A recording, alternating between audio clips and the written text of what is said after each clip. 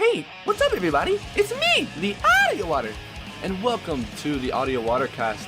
Today I have joining me Neon, and we are going to be talking about some awesome stuff. Starting out, we're going to be talking about some games that we've been playing very recently.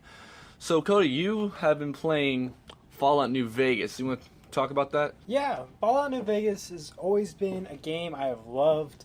I'm a huge fan of the Fallout franchise. Unfortunately, I'm a PC gamer, and Bethesda can't make a Fallout game for PC for some reason. It's kind of an issue. But Fallout New Vegas has become my go-to game to just play in the background while I'm listening to podcasts or YouTube videos or the Audio Watercast. Yes. And I think that's awesome. But like you were recently telling me that you found a power armor, like your first power armor in the game. Yeah, about 300 hours in.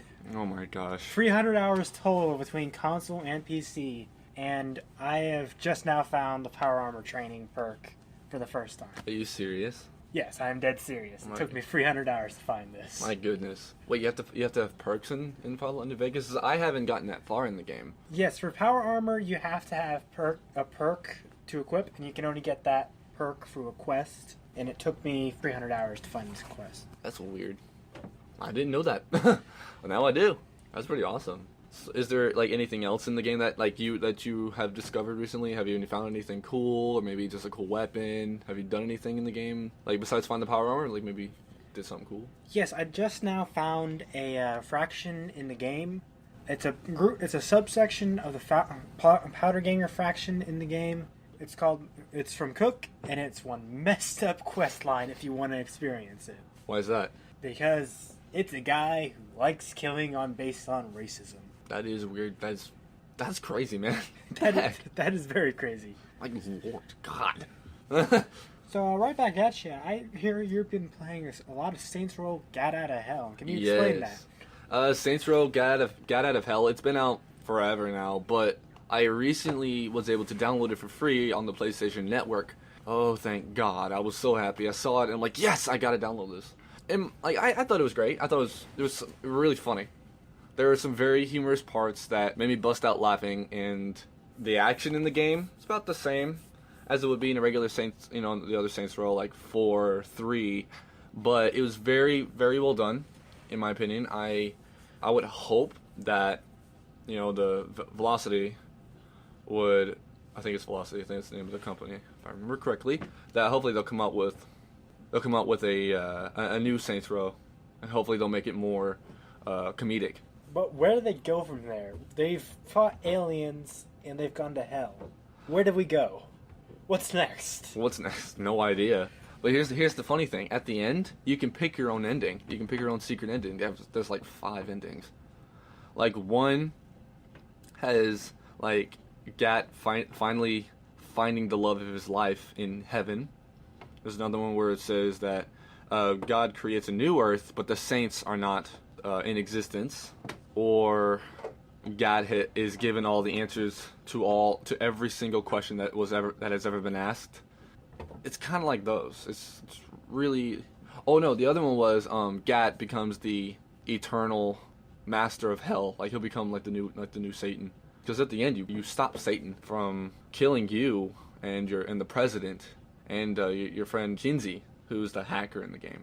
And it's I gotta say, the last battle was actually pretty crazy. It's pretty funny because like there are so many times where like I have this gun, like it's a chair, like it's a recliner with 2 giant miniguns on the side. Like I found that very like humorous. That's BA. I know, it really is. The unfortunate part, it cannot like aim very high, but I mean at low, like it aim like midsection of somebody's body, and that's about it. Mm-hmm. But whenever you have somebody inside, that gun is like strong. It is unbeatable. Dang. I love it. Now, I know on the docket it says your game next, but let's alternate. Yeah. I've been playing a lot of golf with your friends lately. Oh yeah, you got me playing this earlier. I loved it. It was starting to get very addicting. Yeah. It's what it is. It's a super simple game. It's just putt-putt. It's literally mini golf. But it's so addicting. It's so charming. The maps are amazing. There's so many options. It is an addicting, wonderful experience, and it's only $6. Oh yeah, like Cody said, it's an addicting experience. Because like 5 minutes into it, I'm like, I can't stop. I want to get to the next hole. I want to get that hole in one. And you were sitting there, you're watching me play this, and you're like, oh, my lord. Even I was like, wow, these maps are pretty cool. Like, you're showing me like one of the maps. It was called Twilight, but you kept telling me, like, you were telling me that like a lot of people were calling it Alice in Wonderland. Alice in Wonderland because of how colorful it was. It was like you go to like hole 2 of that course, and you're like, I just went down the rabbit hole. How far does this go? Oh yeah, it was. You had to go and just find the right hole to get to the. Oh yeah, that one. Wait, was it that one? I don't remember. Was it? Huh? What was hole 2? It was the pachinko one. Oh, okay, that's right. Yeah, that one was good. I love that one. Are they gonna bring out any more maps? Do you think? Yeah, they said they. I know one is in development. It was supposed to be last month released, but they kind of got behind due to some hacking issues. Okay. They fixed that, and they managed to release the other map they promised that month. That month. We're going to get it eventually. That month, which was Twilight, but the map currently in development and what is going to be delivered along with the map editor today, or this month, is a Haunted Mansion map. Ooh, I like the sound of that. A Haunted Mansion map, dude. And, dude, you were telling me about, like, something, with the ball landing in, like, getting into a sarcophagus or something. Yeah, at the very end of the Oasis map, the Oasis course, you go next to the sarcophagus, and the hole is right in front of the sarcophagus. Oh, okay. So that's a different map. I'm sorry. I thought it was the same map. No, it's one of the maps. It's just the hard one. Oh, is it? Wait, Oasis is hard? Oasis is the hardest. Oh, it's the hardest? Oh, yeah. Man. Next time, I'm going to have to try that map, dude. Yeah, it's a great map. Man. Very hard, but very good. Dude, like, we gotta like, record that game. Like, just record that map. And of us, like, having a face cam for that. That'd be, like, great. Yeah, man. Oh, yeah. I think that'd be great stuff. Great content, definitely. And there's so many options in that game. You could record it for a season and not have anything done, not finish everything. Oh, really? Yeah, there's so many options. There's those free courses, but there's a ton of modification options. You can turn down the gravity, you can turn up the gravity, you can change shapes, you can make everyone random shapes. My gosh. And it's a great LAN party game too. Oh, that's right. It is a good LAN party. Dude, just imagine like 12 guys in one room playing this game and everybody starts raging. Like, just imagine they rage because they're not getting the hole. Or somebody's, like, trying to mess with everybody and not letting anybody get to go. Collision would be the best way to do that. Collision? Yeah, because there's always that one guy who just decides, I'm not going to go for the hole. I'm going to try and knock everyone out. Jeez. I don't care if I stroke out. I think that'd be me. Like, I'd be that guy just screwing with everybody. We would both be that guy because I'd do it too. Dude, you should, like imagine getting like your friends over here and they all bring their computers just playing this game. We all start doing that. That'd be bad for everyone, but it'd probably be great only because we'd be doing it, not them. Yeah, be hilarious for us, rage-inducing for the rest of us. Yep, they'll probably quit by halfway through. Oh man. Moving on to Fallout 4. Yes, so I've been playing Fallout 4 lately, and I'm just. Man, that game, like, I haven't even made it halfway through the game. Like, I've been doing, like, all these, like, miscellaneous missions, as I don't want to finish the game too early. I don't want to go and finish off that, I don't want to find my son yet. And it's like, we're good fathers here at the Audio Ottercast. Yeah, the Audio Ottercast guys, we're perfect fathers! Yay! We don't want to find our children. Why would we? We're not even. Anyway, we'll put a disclaimer down in the description. Don't worry. Yeah, disclaimer: we're not fathers. But yeah, like, I'm just doing all these missions because it's like I don't want to finish the game too early, and I know a couple people who have finished it, and it's like there's still missions left for them to do, and they don't play it anymore because they did beat it. And it's like I don't want that factor. I don't want that boring factor. I want to have the feeling that there's still something I got to do. I'm 300 hours into Fallout New Vegas, and I know this is off topic, but it's kind of on topic. I'm 300 hours in, and I've finished the game once. Only once? Only one time. Oh my gosh.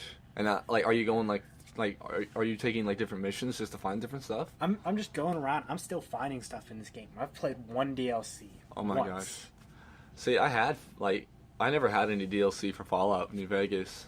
Although I wanted to download some, but I couldn't afford them at the time. Yeah, they're good. They sound good. So how are the DLCs for Fallout 4? Fallout 4? I don't have any of them, but I've heard they're very good.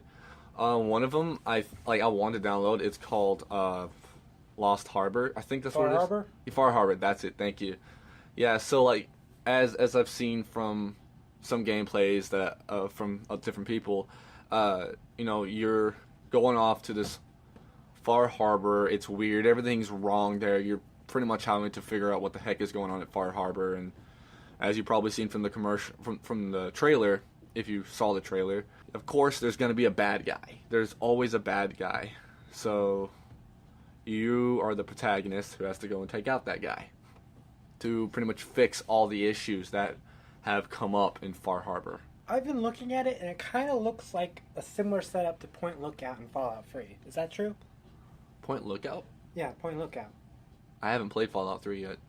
Oh. Well, Yeah, in I Fallout know. 3, there's a DLC called Point Lookout, and you go up to, go down to like Mississippi or something.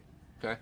And it's a swamp, and you're drawn into a fight between two geniuses from pre-war, and one is controlling the tribals in the area, trying to kill the other genius, and the other genius is trying to beat the tribal genius, because they're both playing a game from pre-war geniuses and billionaires. But it's the same kind of deal. People are fighting each other, and you're kind of going in, and you have to settle the deal between these two, and just sort out the problems. And I've heard that it's kind of a similar setup to Fallout 4's Far Harbor. Yeah. So do you think Bethesda is recycling their ideas? They could be. It's very likely they are, because they have to keep going with that, because if it's making money for them. Yeah. I mean, there's still there's a question that's in the game. It's kind of like a riddle. It's like, you made it onto this position on your baseball team. Which position would you choose? Or you walked into the doctor's office. The patient's leg is swollen and is infected and it's swelling rapidly. What do you do? It's kind of that repeating question that's been in the Fallout series for a long time, like mainly in Fallout 3 and New Vegas. So, I mean, yeah, I think they are. I think that that they're doing in their best interest, and I think that it would be a good idea to do that, but not on a very high scale. Like, they need to come up with more ideas.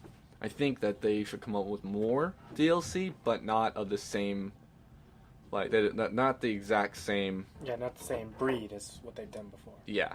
So, hopefully, if you're listening, come up with new ideas. Don't recycle old ideas. Come up with something new and spectacular, please. Alright, do you want to talk about Pokemon Go? Yes, so we're moving into Pokemon Go, as you guys are most likely playing it, and I've heard it came out because, well, you're playing it. So, every day this week, and since the time it came out, which was like A week ago. a week ago. It's literally a week ago that the game came out, and I've seen so many people outside, like people I've never even seen before, walking in my neighborhood. I'm like, who are these people? I don't know these people. They're outside catching Pokemon. There are even people outside at night catching Pokemon. Like, it's insane. Like, they're going after these Pokestops. They're going after these gyms. They're going after these rare Pokemon. It's crazy. I'm very happy to see of what Nintendo has done with this. Like, they've actually got people who don't usually go outside to go outside. So they're making people exercise in order to catch these Pokemon, which is great. And I think that this is going to be revolutionary, especially for the rest of 2016 and hopefully into 2017. But I don't think it's going to be one of those games that's going to last on it's going to have that long-lasting feeling to it. Like, it's gonna die off. I disagree. Like, why do you disagree? I disagree on account that everyone said, "Hey, Pokemon trading cards are crazy right now. It's going to die off in a couple months." But yet, Pokemon trading cards still are one of the biggest force in the trading card industry. That's true. That is very true. But Pokemon's proven time and time again it has the staying power. yeah, it has a staying power. But I just feel like since, you see all these great games that have already been out for a long time. I mean, you look at some Pokemon games and you see some Call of Duty games and all bunch of games. They just start to die off and they lose that, that long-lasting feeling. I feel like Pokemon Go is gonna start to slowly go downhill, and maybe later it'll pick back up. But I might be wrong. It might actually keep going up and up and up and up and up and never stop. But I don't know yet. It's still in its early stage, and they still haven't updated it with all the newest stuff yet. I mean, they've had one update. I didn't even know that much. I've only been playing a couple days. Yeah, I don't know. I don't think they've had an update yet, but as soon as they do, I think it might be big. My hopes for the update is that they finally bring in the option to actually battle other Pokemon trainers. Mm-hmm. Like, you can walk up to somebody and, you can send them a request to battle, and, you can accept it or you can decline it. And, you can battle in Pokemon and all that good stuff. And then I also hope that they would add, some idea of, a Pokemart. Or not Pokemart, Parky Center. Like a Poke Center for you to heal your Pokemon. I know that they have, at Pokestops, they have, potions and whatnot and revives that you can get. But I feel like, if you're battling, potions, that's one thing to use potions for, but, once you run out of Pokemon to battle with, and you don't have any revives, then what do you do? Go camp a Pokestop. Yeah, just go camp a Pokestop until you get, a revive. But, I mean, what if you want your Pokemon healed quickly? Then what do? You have to... I don't know. Maybe as soon as the Pokemon battle is over, your Pokemon will heal quickly. All your moves will be back. All the Pokemon's health is back. I don't know. I don't know what they're gonna do, but maybe they'll do something like that, and I hope they do. So I think that'd be a really great thing to incorporate into the game. Fair enough. Yeah. All right. Moving on into LAN party games. Some fun stuff here, guys. So, one game that Cody and I had been playing very recently that we think would be a really great LAN party game would be Robot Roller Derby Disco Dodgeball. That is a fun game. It's addicting, in my opinion. But I mean, if you have a series of epileptic seizures, don't play this. We recommend. Don't even get close to it. Don't even watch the trailer. Don't even watch the trailer. Don't even have an interest in this game. I mean, you can have an interest if you're able to stand sunlight, but don't. We recommend that you don't for your safety. Please, we do not want you hurt. But anyway, this has a lot of flashing lights, and it has a really great set of disco, music. It's not even disco anymore. It's good, really good techno. I would rather go and play disco dodgeball than go to the club, because club you got slutty people, and disco dodgeball you're having a bunch of fun shooting dodgeballs at your friends. Yeah, and you don't have people trying to take things from you or try to offer you alcohol repeatedly until you're wasted. Now, for some people, that's fun.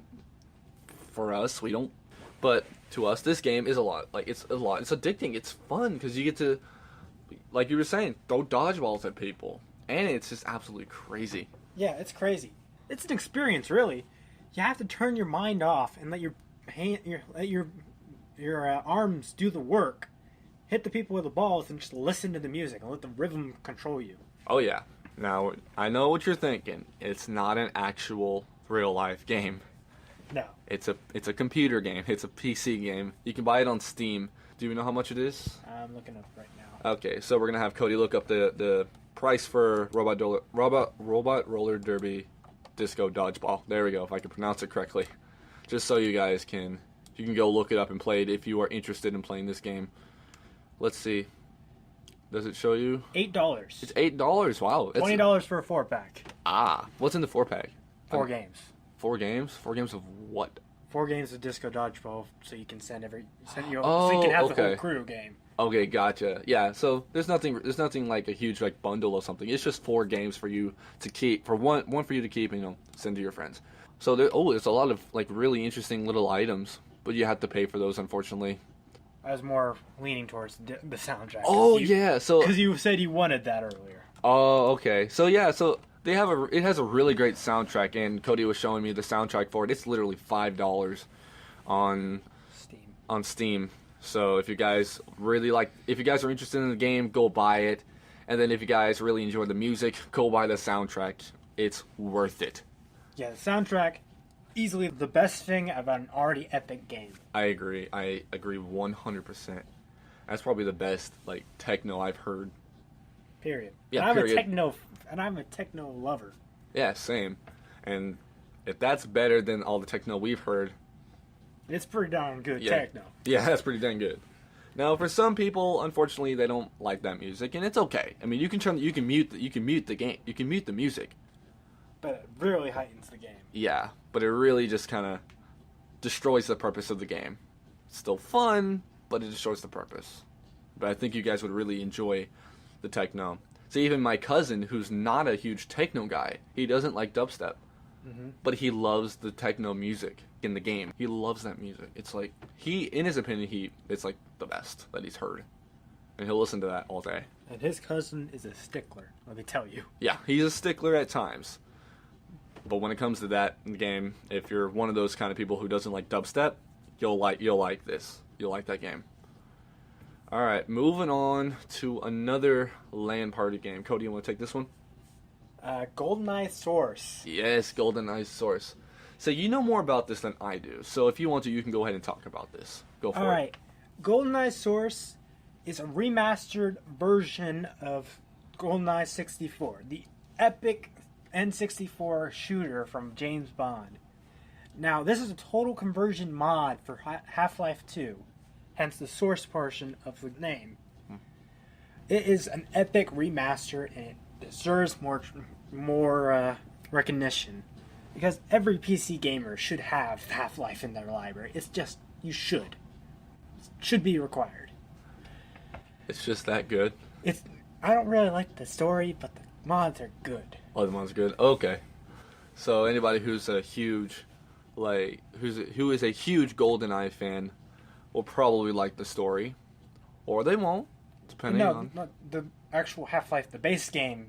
I don't like the story. Oh, okay. I was like, shoot me already, but I don't like Half-Life story. I played through it. It was a good game. I didn't get as sucked in as people do. Okay. But the mod, GoldenEye Source, it's an amazing LAN party game. I will stand by that. That's awesome. See, I've never, one other thing, I've never actually played GoldenEye? GoldenEye, and I've never played Half-Life.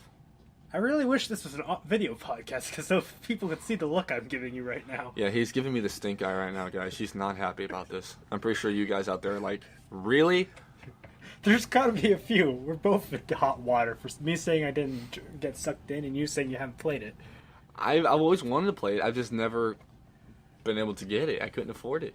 All right, you want to take Minecraft before we get too many pitchforks after us? Oh my gosh, and torches. Torchic? No, wrong thing. We're gonna go soon to Pokemon Go. Oh yeah, going back to freaking Pokemon Go. No, okay, we're gonna move on from that. We're gonna move on to Minecraft. So guys, everyone knows about Minecraft. Everyone loves Minecraft. I mean, there are some people in this world who've never played Minecraft or have even heard of it, and that's okay. But the people who have played it, there are a large majority of people who love it, and then there are a small minority of people who hate it. Yeah. Or just don't enjoy it, and it's it's just a matter of opinion, really. I mean. Like, some people might think it's a game created by a person who had glaucoma. Really? Yeah, it looks like somebody has glaucoma because of the just like the cartoonish look and all that. And then some people might find it very fun. I mean, Cody and I, we find it very fun since that's a game we both play together a lot. Now lately we haven't been because we've been busy, but whenever we do get the chance, we have a blast playing it. Mm-hmm. And it's just one of those games that, it draws kids, teenagers and adults alike to it. It's one of those games that just draws people to the game, to the game. And to all the teenagers listening who say I've never played Minecraft, you are lying and you are sit on a throne of lies. Yep, you sit on a throne of lies, you swim in a pool of lies. Thank you, Elf. Should we move on to games we're waiting for? Yes. All right, guys. So we're gonna move on to a category that is amazing, and if you just imagine me putting my hands together and putting like I have like I'm clapping and then put my hands against my mouth because I am excited for all of these games coming out. All right. So one of them being, although these are games that we're both waiting for, and probably a lot of people who are listening to are waiting for. One of them is Thimbleweed Park. Now, Cody, you know more about this than I do. I'm excited for it. I've only seen like bits and pieces, but you are more excited for this than I am, I think. All right, so let me lay it down for you guys. Look at any of the classic adventure games, any of the classic point and click. Not Telltale, get that crap out of here. We don't want it. All the classic Monkey Island, Grim Fandango, Day of the Tentacle, and dozens of others from LucasArts. The granddaddy of all those games was Ron Gilbert. Now, Ron Gilbert's been on the ropes for a while now.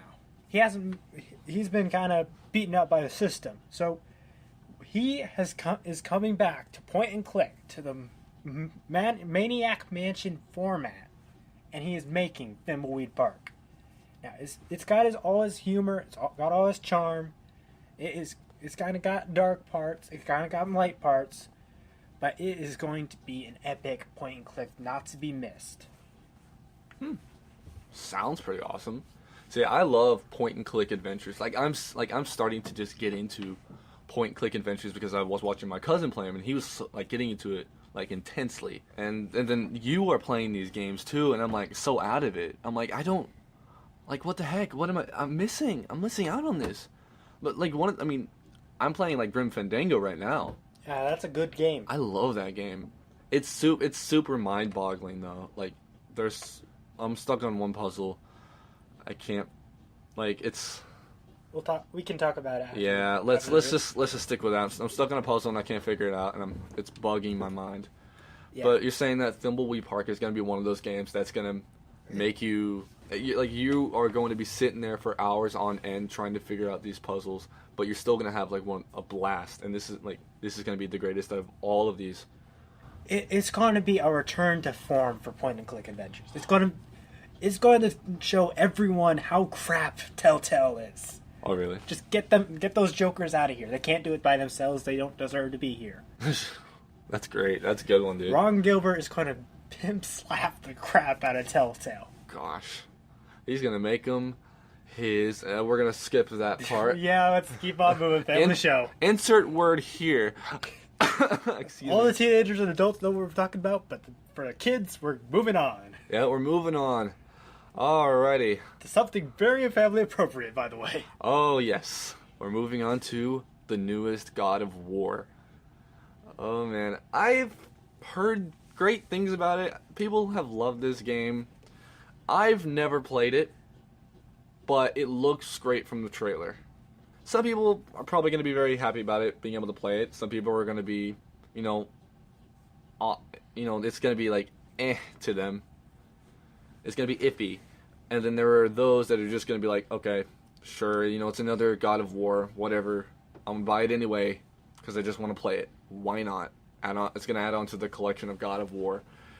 Like I said, I've never played it, but I've always been interested in playing it just by seeing, how other people like it. I'm like, okay. I can see these opinions. Now I want to get my own opinion of it. Mm-hmm. But anyway, that was, in my opinion, I think it might be good, and it might be bad. It might be both. There's no center. It's either good or bad. It's either going to be good or it's going to be really bad. Yeah, there's no in the middle. There can't be. There's no gray. It's literally black or white. I have not played a God of War game ever.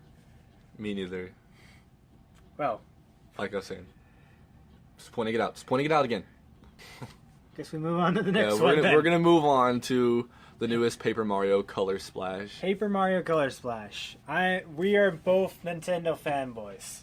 Unfortunately, Paper Mario Color Splash will be the last Wii U exclusive. Rip in peace, Wii U. Nintendo didn't do what you deserved. I'm sorry. But this is going to be one kick-butt game. Oh, yeah. I've been following the Paper Mario series since Thousand Year Door on the GameCube, and it was everyone except the platformer were very good.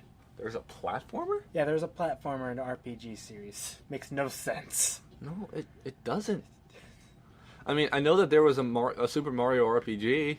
Oh yeah, Super Mario RPG Legend of the Seven Stars. I so want to get that game. It's like $200. Are you serious? It is legit. The cheapest one I found was $200. My goodness. Is it that rare? No, it's not that rare. Oh, it's not just rare? that much in demand. Oh my gosh. The people have thrown that game out as the number one NES, SNES, Super Nintendo RPG of all time. My lord. Then you better start saving up those pennies. Better save up those pennies. Because it's going to be a while. Alright, back to Color Splash. Yeah, back to Color Splash. The RPG, it's going to be the last great Wii U RPG. Especially since Breath of the Wild is not going to come to the console. Color Splash, it's a Paper Mario game using a new paint mechanic to paint things onto levels. The levels. Now, it's going to be a typical RPG, I believe, from what I've seen. But you have a companion, his name's Huey, and he's a paint. He's kind of paint. I don't know how to describe him, but it's hard to describe how he looks, but he has something to do with paint, and he enchants your hammer or something, and you can start painting stuff with your hammer. Huh. Because F you, Picasso. Jeez. We have a new Picasso for you. Super Mario Picasso. That was so bad. I'm sorry. All you Nintendo fans, please forgive me. What you say, Poke? Okay. Alright, let's get back on topic. Yeah. We're losing it. Yeah, we're starting to run out of time soon, but we still have a few more good games that we got to talk about. We're moving on to Resident Evil 7. If you guys haven't played the demo yet, it is, I believe, still on the PlayStation 4 Marketplace. If it's not, then I can't help you there. But I downloaded it the day I think it came out. I believe that the demo was out, or maybe before or after. I mean, I don't know. But I have it on my library, and I've yet to have played it, and I'll probably play it for my channel soon, so you guys will also get to check that out. And I'll also have my face cam. I'm probably gonna try and get Cody in on that too, so he can experience it with me. But here's the great thing, guys, is that it is also PSVR compatible. And I thought that was the greatest thing, because I was watching the Sony conference with my cousin, and he saw this, and he's like, "What is this? Is this another?" It's like, "Is this another PT? This looks like another PT." In my opinion, it looked like it too, but it looked better than PT because it didn't have the repeating hallways, and it was actually just a little bit creepier. And In your face, Hideo Kojima. Hideo Kojima. I can't pronounce names for him. It's okay. It's just yeah, it was like, but the people that were playing it had the PlayStation VR, and in my opinion, I think that's going to make the game that more intense. It's going to make it so much better than it already is, and I am really going to try to get the PSVR because I want it so bad, and it's coming out October 13th, guys. It's close, so if you guys want to get the PSVR, get ready. It's gonna be like $399. It's gonna be like $400, so be ready. $399.99 for the PSVR. All right. Speaking of PlayStation VR, recently I went to GameStop, and they had the demos out for the PlayStation VR, and they had a Vive there. So you can play the Vive, or you can play with the PlayStation VR. And knowing me, I chose the PlayStation VR because I've already played with the Vive. I already know what that thing can do, but I don't know what the PlayStation VR could do. And the guy is, he's like putting on the helmet. He's like, oh, he's explaining everything to me. He's like, okay, you do this. If you feel, like it's blurry, let me know. You have this thing on the back of the headset that you can adjust the thing forward and backward to fit your facial, like you fit your face and whatnot. And I'm playing with that thing. I'm like, okay, I'm good to go. And then he puts on this game, and the name of the game was called Valkyrie. He's explaining the controls to me. He's like, okay, you press R1 to do this, you press L1 to do this, you do this with this button, and so on. And I'm like, okay, this looks pretty cool. And then as soon as he turns it on, if the game fully gets turned on, I'm like, holy crap! Like, cause it's like the game is more in depth than I thought it would be. Cause I'm like looking around, like all around me, and like you can see the inside of the ship that you're in. You can look at all the control modules. You can even look down and see your body. Dang. Like, that was the coolest thing I've played. I'm like, wow, I've never experienced anything like that before. And I would love to again. That's why I'm gonna buy the PlayStation VR, because if I can have that exact same, in-depth quality, it's worth the money. But playing it, dude, it's like a first-person shooter, like space shooter, and it starts out with. So it's like a flight sim. Yes, it's like a fight simulator, but it's much better than a fight simulator. Like, cause you're like in space, you're in this ship, and you have a squadron with you, and you see like you're flying like with your squadron, and then all of a sudden you start to go in like this height, like this speed up hyperspace type of thing. You speed up towards the battleground, and then you look up all around you and you see like all these giant space armada ships. You're like, oh dear God, I have to fight these things. And then no, it's like they start sending out these smaller ships. I'm like, oh thank God, I thought I was gonna die. This is not gonna be good. And then like I'm going around, I'm like shooting everything, and I'm like, this is like the coolest thing ever, because you have rockets, So it's like Flight Vector or the space missions on Battlefront 2. Yes, I can agree with that comparison. Yes, and I'm not gonna lie, it did give me a bit of a headache afterwards, as I'm like, wow, that hurt my eyes. I was like, that was great though, but it hurt my eyes. It gave me a headache, and then the guy's like, do you want to play anything else? Yes. Even with my headache, I'm like, please give me one more game. So he puts on this Battlezone tanks game, and that's what it's called, Battlezone. And it's like a paragonal type of shooter, like tank shooter. It's like in one. You've seen Tron. Mm-hmm. You've seen Tron, so it's like in that type of world. Wait. I think I've seen a Steam game with this. Have you?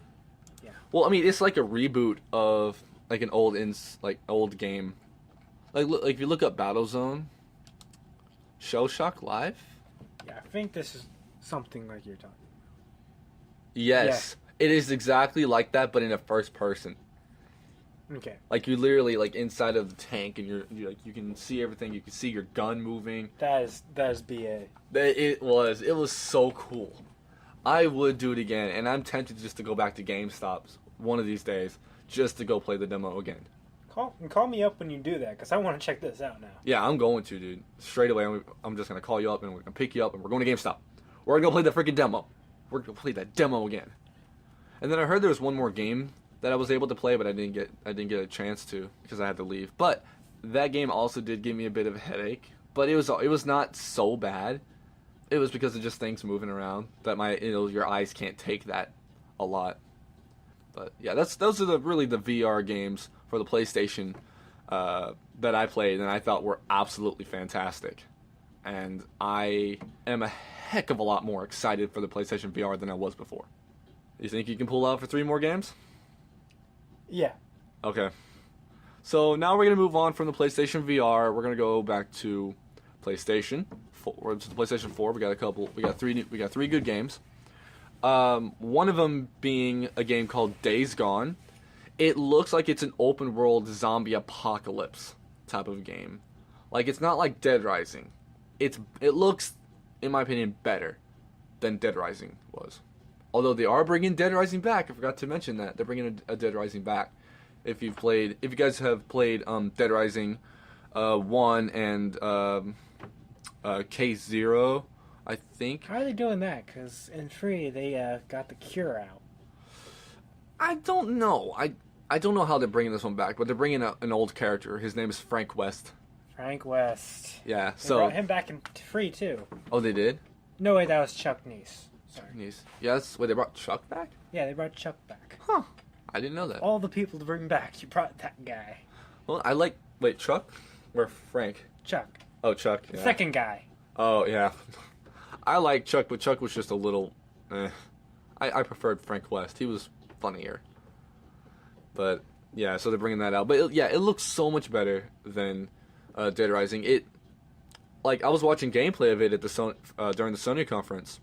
And, the main character, he's, running through, this settlement. It's, an old, oil rig of some kind. Or not oil rig, but it's kind of like an old farm. With, it's like a truss builder type of thing. It works with wood and all that, trees. He's running through and there's all of us, there's this one zombie he sees and the guy goes after it.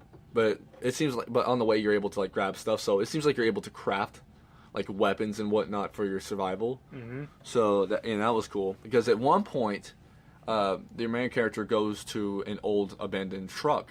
And he pulls out this thing, and he applies it to his pistol and turns it into a suppressor. Mm. So it's okay, this is gonna be good. This is cool. This is cool. So yeah, as I was saying, he follows up this zombie, kills that zombie, and then goes outside on top of this roof of this one barn, and then sees this huge horde of zombies. It's huge. It's massive.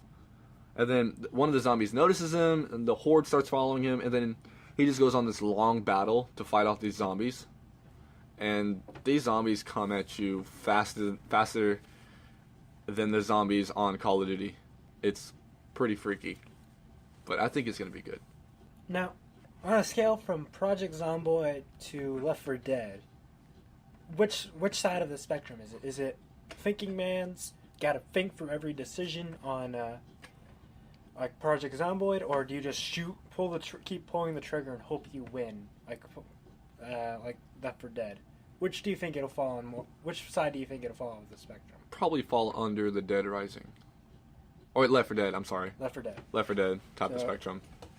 It's gonna be mostly a shoot 'em up for a minute / everything. Yeah. So. I kind of dash it. I hope it's the other way around, but it'll still be fun to play for a while. Yeah, I mean, it's going to be a single player. It's not going to be, how Left 4 Dead is. It's going to be way better. You have to watch, the trailer in order to really see it. You know what I mean? And you have to watch the gameplay for it, too, to really see it. So, yeah. Okay, moving on. We're going to go on to another game. It's called The Last Guardian. In my opinion, this looks like... Okay, so the main character is set in, way in the past. It's an old, ancient monk type of kid. He looks like the Avatar, the Last Airbender, almost, except with hair. And with different tattoos. Yeah, different tattoos, and he can't airbend. Or firebend, or water bend. He Yeah. can't bend. He can't bend, period. And he has, a giant dragon. Or not dragon, he's a giant, cat with wings. Yeah, cat, dragon... Thing. Creature. It's like his guardian angel. Or not, guardian... Guardian cat thing. Yeah, guardian creature. We'll just call it a creature. It's just the guardian, and it's a puzzle game too. Not only is it an adventure game, and it's a puzzle game too. It has puzzles that you can figure out, and also the colors in the game are just vibrant. They're pretty, gorgeous colors, and it looks really good. I hope it's a long game. I hope it's not super short, like most games. I hope it lives up to its potential. Yeah, there's that, for my opinion, for that one. And we're going on to the last video game for the PlayStation 4 that's coming out this year that we're excited for, or that I'm excited for anyway. I hate horror. Yeah, it's a horror game. It's called Death Stranding. Death Stranding is a game created by Hideo Kojima. Thank you, Hideo Kojima, because God help us all. God help us. Why? Why? I don't like horror. I know you don't. Why? My goodness. So, like I said, created by Hideo Kojima, and it looks like a horror game.